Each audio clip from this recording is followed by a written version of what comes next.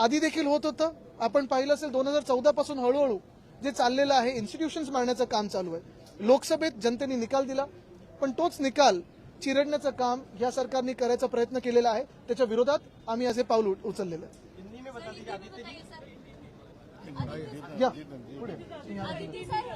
बोलेंगे सब भाषा में बोलेंगे. सब भाषा में बोले. हाँ सब. विधानसभेचे निकाल लागले आणि अनेक ठिकाणी अनेक जणांच्या मनात खतखत सुरू झाली. या निकालावर महाराष्ट्राचा विश्वास बसेल कसा, असा प्रश्न सर्वसामान्यांना पडला. आणि त्यातनं मार्कडवाडीने एक भूमिका घेतली की आपण पोलवरती मतदान घेऊया, बॅलेट पेपरवरती. बॅलेट पेपरवरती घेत असताना निवडणूक आयोग मध्ये आलं. आता निवडणूक आयोगाचं काम काय? निवडणुका संपल्यानंतर निवडणूक आयोगाचं काम काय? आणि जर मला माझ्या गावामध्ये बॅलेट पेपरवर निवडणूक घ्यायची असेल तर त्याच्यात पोलिसांचा काय संबंध? तुम्ही हे घ्यायचंच नाही. का घ्यायचं नाही? आम्हाला टेस्ट घ्यायची आहे. आम्हाला महाराष्ट्राला दाखवून द्यायचंय काय खरं आणि काय खोटं. हे गावातल्या लोकांनी घेतलेल्या निर्णयावरती वरवंटा फिरवण्याचं काम जर लोकशाहीने निवडून आलेल्या सरकार करत असेल, ते लोकशाहीने निवडूनच आलेले नाहीत. 74,000 मतं जास्त, 5 वाजताचं वोटिंग पर्सेंटेज वेगळं, 74 लाख. 5 वाजताचं वोटिंग पर्सेंटेज वेगळं, नंतरचं वोटिंग पर्सेंटेज 13% वाढलंय. 13% म्हणजे एकंदर मतदानाच्या 1/4 वाढवलंय. हे 1/4 कुठनं येतात? आणि मी साधा माणूस म्हणून सांगतो की निवडणुकीचं जे मशीन आहे, it is a simple calculator. 1 + 1 + 1 + 1 5 झाले. ते 6 होतातच कसे? त्याच्यामुळे हा जो काही मी हॅक म्हणणार नाही, पण ही जी काय निवडणूक आयोगाने अरेंजमेंट करून दिलेली आहे व्यवस्थित, त्या अरेंजमेंट बद्दल बोलावंच लागेल. आणि ह्या प्लॅनला उद्ध्वस्त करण्यासाठी जसं महात्मा गांधींनी जेव्हा मिठावरच्या सत्याग्रह सुरू केला तेव्हा मिठावरती टाकलेला कर हा त्यांच्या समोर होता आणि चिमूटभर त्यांनी म्हणजे चिमटीत त्यांनी मीठ उचललं आणि भारताचा इतिहास बदलला. मार्कडवाडी हे आधुनिक भारताच्या मार्ग बदलण्याच्या कामाला सुरुवात करेल. लोकशाही वाचवण्यासाठी एक पुढचं पाऊल असेल. कारण का पवार साहेब उद्या जात आहेत, त्याच्यानंतर राहुल गांधी येत आहेत आणि महाराष्ट्राच्या जनता मनावर घेईल आणि हे सर्वकडे जर पसरलं तर आपल्याला अडचण होईल. म्हणून सरकार हे प्रकरण दाबू इच्छित आहे. तिथे अटकसत्र सुरू झालंय, पण आम्ही मार्कडवाडीच्या लोकांना ग्वाही देतो की आम्ही सगळे आमदार जेवढी ताकद आमच्यात आहे तेवढी ताकद लावून मार्कडवाडीच्या लोकांनी जो लोकशाही वाचवण्याकरता पुढाकार घेतला होता, आम्ही त्यांच्या बरोबर आहोत.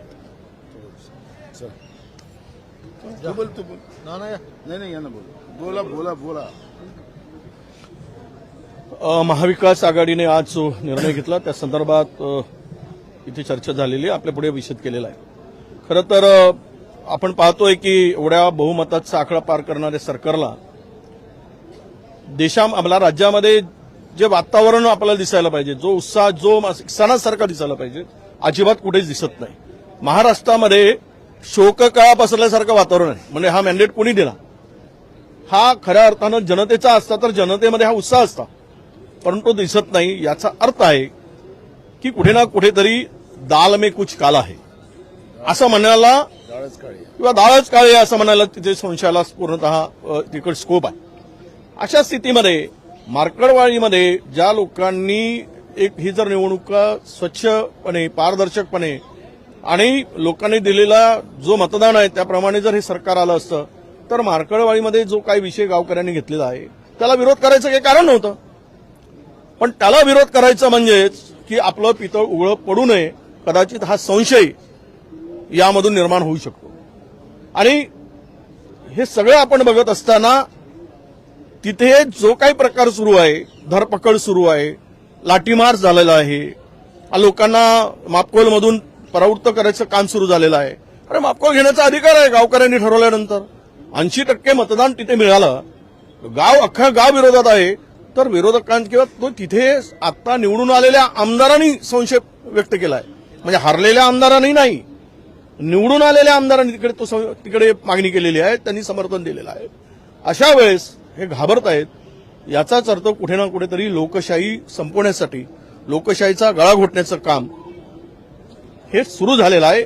म्हणून आज आम्ही सर्व आणि निवडणूक आयोगाने सुद्धा यामध्ये खरं तर पारदर्शकता ठेवली नाही, या संदर्भात अनेकांचा संशय आहे.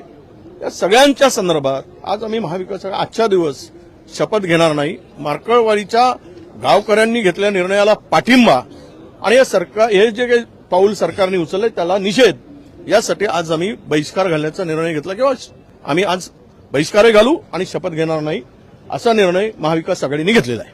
हिंदी में बताइए कि आज क्यों आपने बहिष्कार किया है? मी थोडं मराठीत पहिले सांगतो की मताचा अधिकार हा लोकशाहीतला सगळ्यात महत्वाचा व्यक्ती स्वातंत्र्यातला भाग आहे.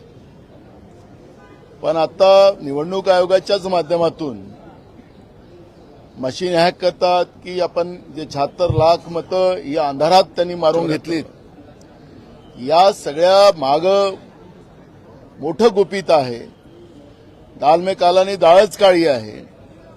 आणि मताचा अधिकार जेव्हा गायब होतो तर आपण पाहिलं असेल की दिल्लीच्या सीमेवर पोलिसांनी शेतकऱ्यावर कशी लाठीमार केलेला आहे, अश्रुधुराच्या कांड्या कशा सोडलेल्या आहेत, बेरोजगार पोरांवर कशा लाठीमार चाललेला आहे. एकीकडे भारतात आपण लाल बहादूर शास्त्रींनी जय जवान जय किसानचा नारा दिला, पण आज मोदी सरकारमध्ये जवानांनाही मारलं जाते आणि शेतकऱ्यांनाही मारलं जाते, अशी परिस्थिती आपण पाहतोय.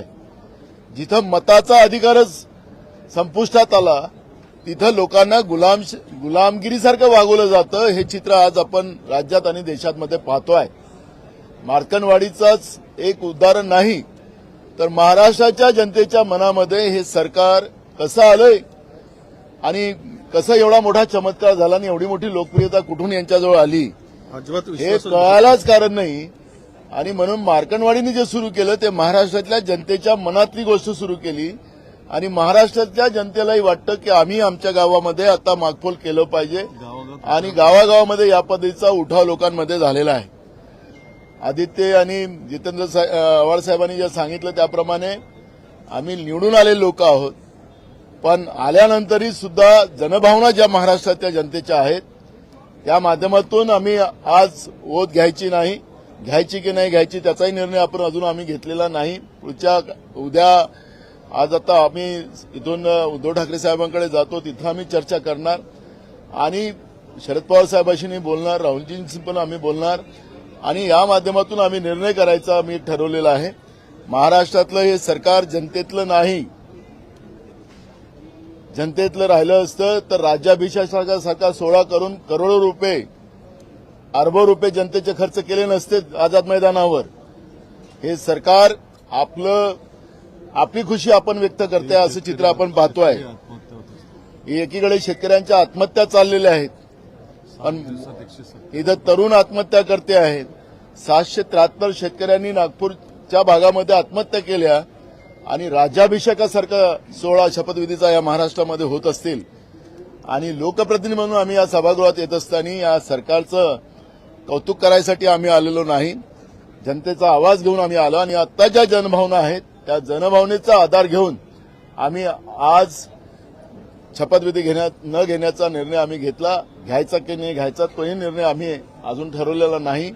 त्यामुळे या सगळ्यांवर वरिष्ठांशी चर्चा करून आम्ही नंतर निर्णय करू अशा पद्धतीची भूमिका आम्ही घेतलेली आहे. महाराष्ट्र में जो विधानसभा के जो चुनाव हुए, चुनाव के बाद महाराष्ट्र में जो स्थिति बनी हुई है कि जनता को नहीं लग रहा कि सरकार हमारे वोटों से आई है और इससे लोग जनभावना जो है जो मार्कंडवाड़ी में जो शुरू हुई वो पूरे महाराष्ट्र की भावना है. और आज मॉक पोलिंग को भी अगर चुनाव आयोग विरोध करती है, सरकार विरोध करती है, तो उसके पीछे का कारण ही है कि ये सरकार गड़बड़ी से आई हुई है, लोगों के वोटों को चुरा के आई है, ये साबित करती है। सरकार ने भूमिका लेना चाहिए, सरकार ने ये भूमिका लेना चाहिए कि हाँ मॉक पोलिंग हो रही है ना, तो होने दो गांव में मॉक पोलिंग, समझने दो एक बार क्या हुआ। ये सरकार का काम था, लेकिन सरकार पुलिस के माध्यम से उनके बूथ कैप्चरिंग कर रही है, जब रेगुलर चुनाव में चुनाव से बूथ कैप्चरिंग किया जा रहा है। और इसलिए आज हमने विधानसभा की वोट जो रहती है एमएलए, नए एमएलए की, वो नहीं लेने का हम लोगों ने निर्णय किया है। हम लोग उसके ऊपर आज उसका बहिष्कार किया है और ये भूमिका हम जनता की भावनाओं को रख के कर रहे हैं। देवेंद्र फडणवीस जी का एक बयान आया है, उन्होंने कहा है कि लोकसभा चुनाव में इसलिए कांग्रेस पार्टी जीती क्योंकि फॉरेन फंडिंग हुई थी, अराजक एनजीओज उनके साथ थे और इसकी जांच अब वो सरकार आने के बाद करेंगे। बिल्कुल करना चाहिए, उनको किसने रोका है? बिल्कुल करना चाहिए।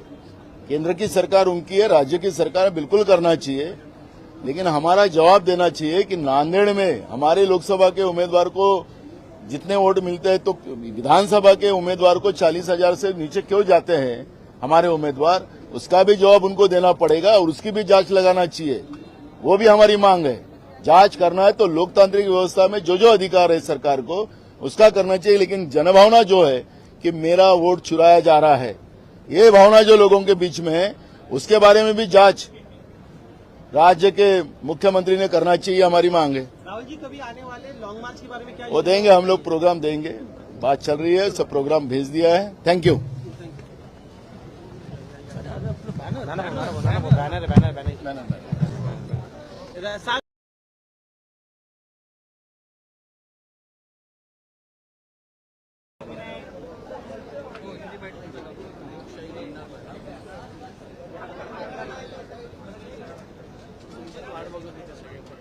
बोला